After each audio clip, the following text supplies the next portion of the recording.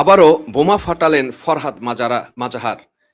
সম্প্রতি এক সাক্ষাৎকারে তিনি বলেছেন যে আমেরিকাই শেখ হাসিনাকে সরিয়েছে এবং শেখ হাসিনাকে সরানোর পিছনে আমেরিকা যত মেটিকুলাস ডিজাইন, সেই মেটিকুলাস ডিজাইনের কাজ করেছে এবং সমস্ত দায় দায়িত্ব নিয়ে তারা কাজ করেছে এবং সমন্বয়ক নামক যে জঙ্গি ছিল তাদেরকে নানাভাবে আশ্রয় প্রশ্রয় দিয়ে শেখ হাসিনাকে পদত্যাগ করার জন্য সমস্ত শক্তি নিয়োগ করেছেন। আমরা এই ফরহাদ মাজারের বক্তব্যে স্পষ্টভাবে শুনবো কিভাবে এই ৫ই আগস্টের আগে কোন মেটিকুলাস ডিজাইনের মাধ্যমে শেখ হাসিনাকে সরানোর জন্য এক চরম ষড়যন্ত্র করেছিল এই আমেরিকা এবং তার এখানের রাষ্ট্রদূতের যে অবস্থান, আমেরিকান রাষ্ট্রদূত তারা এই কাজটি কিভাবে করেছিল সেই জিনিসটাই এখানে তুলে আনা হয়েছে।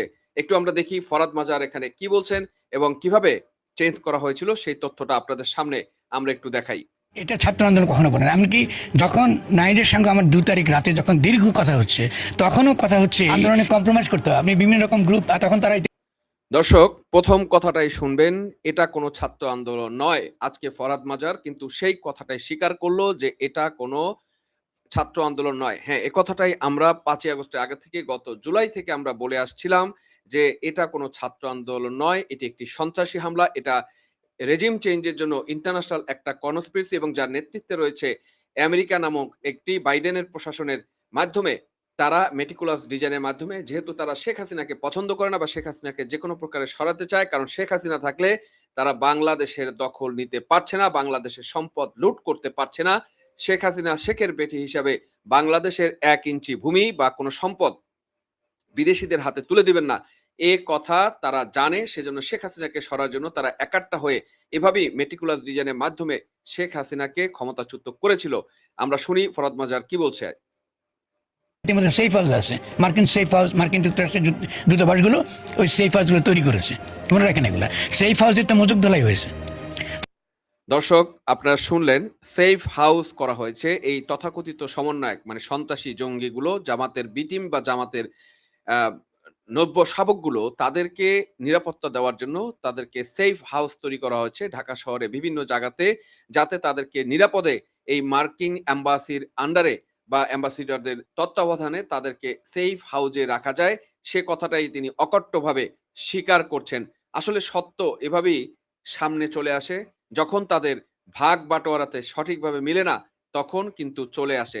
আজকে উনি অনেক ধরনের সমালোচনা করছেন, কিন্তু ওনার নিজের ওয়াইফ, ওয়াইফ বলা যায় না, তার যেটাকে বলা হয় লিভ টুগেদার করা ওয়াইফ, সেও কিন্তু এই ইউনূসের, বাটপার ইউনূসের মন্ত্রিসভার অবৈধ মন্ত্রিসভার বা উপদেষ্টা পরিষদের কিন্তু একজন সদস্য ছিল।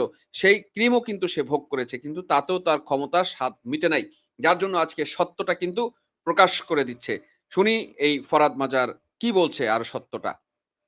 যারা সেফ হাউসে ছিল তারা যখন ফোন করতেছে আমাকে, তখন তারা বলছে আমাদের উপর চাপ দিতেছে যে আমরা যেন পদত্যাগের কথা বলি, যে শেখ হাসিনা পদত্যাগ করবে এবং ব্যবস্থা যা আছে তেমন।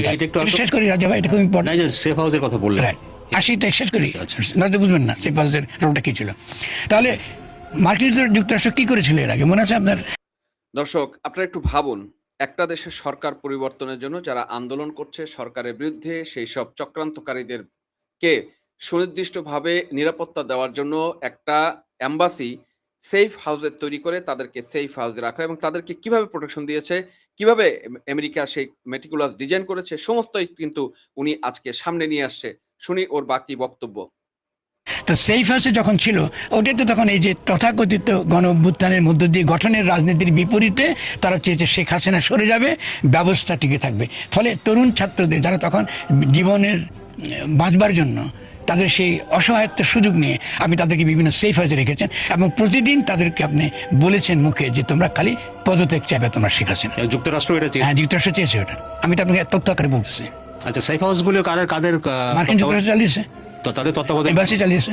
এখন দেখেন দর্শক, এখানে স্পষ্টতই তার স্বীকারোক্তি এবং ভবিষ্যতে তার এই স্বীকারোক্তি, আমি জানি না ততদিন উনি বেঁচে থাকবে কিনা। আওয়ামী লীগ সরকার বা জননেত্রী শেখ হাসিনা ফিরে এসে যদি তখন ক্ষমতায় আসেন এবং ততদিন পর্যন্ত উনি যদি বেঁচে থাকেন, তাহলে এটা একটা রাজসাক্ষী হিসেবে ইতিহাসের পাতায় লেখা থাকবে। কনস্পিরেসির যে খাতা, সে খাতায় লেখা থাকবে মির্জাফুরি বেঈমানি। যেদিন সিরাজউদ্দৌলার পতন হয়েছে সেই দিন কিন্তু লেখা হয়নি, সেই দিন মির্জাফর ছিল বীর। কিন্তু পরবর্তীতে বাংলাদেশের জাতির কাছে ইতিহাসের পাতায় এবং দিনে দিনে সেই জিনিসটা স্পষ্ট হয়েছিল যে কারা ছিল বেঈমান, কারা এই দেশের সাথে গাদ্দারি করেছিল, কারা এই দেশের সাথে মুনাফিকি করেছিল, কারা এই দেশের সাথে বেঈমানি করেছিল এবং কারা বিদেশি প্রভুর সাথে হাত মিলিয়ে বাংলাদেশকে ধ্বংস করার পায়তারা করেছিল। সুতরাং ইতিহাসের পাতায় এই সত্যগুলো এভাবেই উঠে আসবে এবং মার্কিন যুক্তরাষ্ট্রের এই যে কনস্পিরেসি থিওরি 1971 সালে তারা বাংলাদেশকে ধ্বংস করার জন্য পাকিস্তানি গণহত্যাকারী বাহিনীকে সহায়তা করার জন্য সপ্তম নৌবহর পাঠিয়েছিল। ঠিক তেমনি এই 2024-এ এসে তারা একই গণহত্যা বাংলাদেশের মানুষকে স্নাইপার দিয়ে হত্যা করে খুন করে এবং এই সমন্বয়কদের সেফ হাউসে রেখে তারপর এই আন্দোলন পরিচালিত করেছে। লক্ষ্য করবেন সেখানে এই আন্দোলনকারী বা সমন্বয়কারী যদি বলেন এবং ঢাকা বিশ্ববিদ্যালয়ের যে সমন্বয়কারী নেতৃবৃন্দ বলেন, তাদের মধ্যে একটি ছেলেও কিন্তু এই আন্দোলনে মারা যায়নি। যে 835 জনের লিস্ট তারা দিয়েছে সেখানে কিন্তু কোনো ধরনের ছাত্র মানে এই ধরনের ছাত্র কিন্তু নেই। শুধুমাত্র আবু সাঈদের 16 জুলাই যে ঘটনা সেই ঘটনাটা আরেকটা ঘটনা। কিন্তু এরপরের যে ঘটনাগুলো এতগুলো মানুষ মারা গিয়েছে সেখানে কিন্তু এই ছাত্র নামধারী তথাকথিত সন্ত্রাসী বা জুলাই সমন্বয়কারী যারা তারা কিন্তু নেই। কারণ তারা সবসময় সেফ প্রোটেকশন পেয়েছে এবং এই মার্কিন তাবেদারীদের তাদের ছত্রছায়ায় কিন্তু তারা আন্দোলনটা করেছে শেখ হাসিনার পতনের জন্য এবং তাদের মূল উদ্দেশ্য ছিল আপনারা দেখেছেন যে শেখ হাসিনার সমস্ত দাবি মেনে নেওয়ার পরও তাদেরকে শেখ হাসিনাকে পদত্যাগের জন্য তারা একের পর এক নাটক সাজিয়ে শেষ পর্যন্ত এক দফা ঘোষণা করে এইটা করেছে এবং সাথে সাথে এখানে কুশীলব হিসেবে কাজ করেছে মানবাধিকার সংস্থা যেটা জাতিসংঘ মানবাধিকার সংস্থা এবং আমাদের সাথে আমাদের এই মির্জাফর সেনাপ্রধান ওয়াকারুজ্জামান। দর্শক ফরদ মাজারের কথাটা আরেকটু শুনি। আমি এম্বাসি চালিয়েছি আর বিভিন্ন রকম এম্বাসি সেখানে কারা কারা ছিল safe house? এটা তো আমি এখন তো বলা আমার পক্ষে ঠিক হবে না, কথা আমি এটাতে পাবলিক আন্দোলনে যারা নেতৃত্ব আন্দোলনে দিয়েছিলেন? সকলে ছিল না। আন্দোলনে সেফ আচ্ছা আমি খালি তথ্য দিতে আমি বুঝবেন। জি। আন্দোলনে নেবার জন্য সেফ হাউসে নেবার জন্য যখন নাহিদ এই অসুস্থ হয়ে যখন গণস্বাস্থ্যে ছিল তাকে নেবার জন্য মার্কিন এই এক সেফ হাউসে নেবার জন্য একটা গাড়ি 24 ঘন্টা দাঁড়িয়েছিল।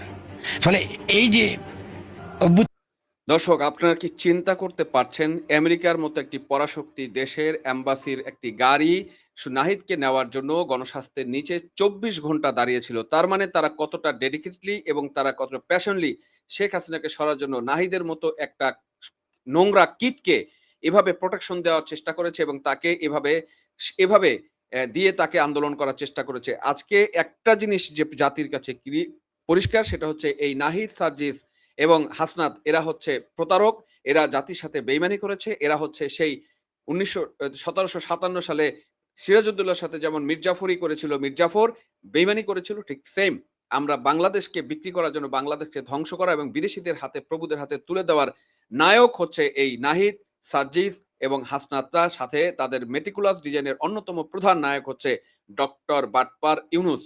দর্শক ওনার বক্তব্যটা আরো একটু শুনি। সত্য প্রতিটা জিনিস আমি সাথে সাথে আপনাদের বলার চেষ্টা করছি।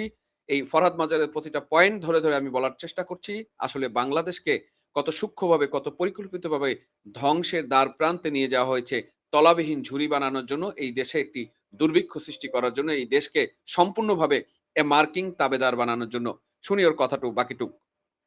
অন্তরালে এইসব কাজগুলো চলছে তো তাহলে আপনি যেটা বলছিলেন যে যুক্তরাষ্ট্রের কথা বললেন, সেফ হাউসের কথা বললেন, তার মানে এই আন্দোলনের সঙ্গে মার্কিন যুক্তরাষ্ট্রের একটা সম্পর্ক আছে বলে যেটা শোনা যায় সেটা কিছুটা সত্য। কেন শোনা যায় কেন? প্রথম থেকে সত্য। ঘোষণা দিতে করেছে তারা আমি এটা আসি আপনাকে শোনা যায় কেন বলেন? আপনি যে সাংবাদিক, মার্কিন যুক্তরাষ্ট্র শেখ হাসিনা দর্শক অত্যন্ত যুক্তিসঙ্গত কথা বলেছে। যদি আপনি একজন সাংবাদিক হয়ে থাকেন তাহলে মার্কিন যুক্তরাষ্ট্রের সাথে জড়িত আছে এটা আপনি শোনা যায় বলছেন কেন? এই প্রশ্নটা যে উনি করেছেন তেমনি আমি বাংলাদেশের প্রতিটা সাংবাদিক, সোশ্যাল মিডিয়ার অ্যাক্টিভিস্ট, যারা সমাজে সচেতন মেধাভিত্তিক বা বুদ্ধিদীপ্তি বা বুদ্ধিজীবী আছে তাদেরকে আমি প্রশ্ন করতে চাই যে এই কোশ্চেন আপনারা কেন করেন?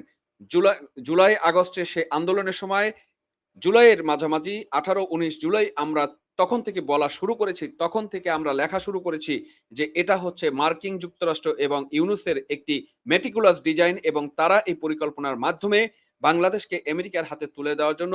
এবং যেহেতু শেখ হাসিনা আমেরিকাকে বাংলাদেশের নৌবন্দর বা ধরেন সেন্ট মার্টিন হতে শুরু করে করিডোর বা এই ধরনের কোনো সুযোগ সুবিধা বা ঘাঁটি করার সুযোগ দিবে না এবং 1 ইঞ্চি মাটিকে আমেরিকা দিবে না। সুতরাং তারা সবাই মিলে শেখ হাসিনাকে যে উৎখাত করার এক ষড়যন্ত্র করেছে, সেটা কিন্তু তখন প্রধানমন্ত্রী শেখ হাসিনা স্পষ্টভাবে বলেছিল যে সাদা চামড়ার একজন লোক আমাকে এই অফার দিয়েছিল, আমি আমার দেশের 1 ইঞ্চি মাটি এবং আমি আমার দেশের সাথে বেইমানি করে একদিনও ক্ষমতায় থাকতে চাইনি। শেখ হাসিনা তার কথা রেখেছেন। এই দেশের সাথে গাদ্দারি করে, এই দেশের সাথে বেইমানি করে সে ক্ষমতায় একদিনও থাকেনি, সে চলে গিয়েছেন এবং আজকে চলে গিয়ে উনি প্রমাণ করেছে আমাদের কাছে, চোখে আঙ্গুল দিয়ে প্রমাণ করে দিয়েছেন যে এই বাংলাদেশের বন্ধু কারা আর শত্রু কারা, এই বাংলাদেশের বেইমান কারা। ফরহাদ মাজারের বাকি কথাটা শুনি, তারপর আমরা শেষ করব। নাকি চায়নাতে প্রথম থেকে নাথিং রং অ্যাবাউট ইট। এবং তার আগে আমি যখন আপনি মনে আছে কিনা আপনার, আমি গণ অধিকার পরিষদে এই যে নুরুদের অনুষ্ঠানে গিয়ে বলেছিলাম যে সরকার বদল মার্কিন যুক্তরাষ্ট্রই করে দেবে, এটার জন্য আমাদের এত পরিশ্রমের দরকার নেই।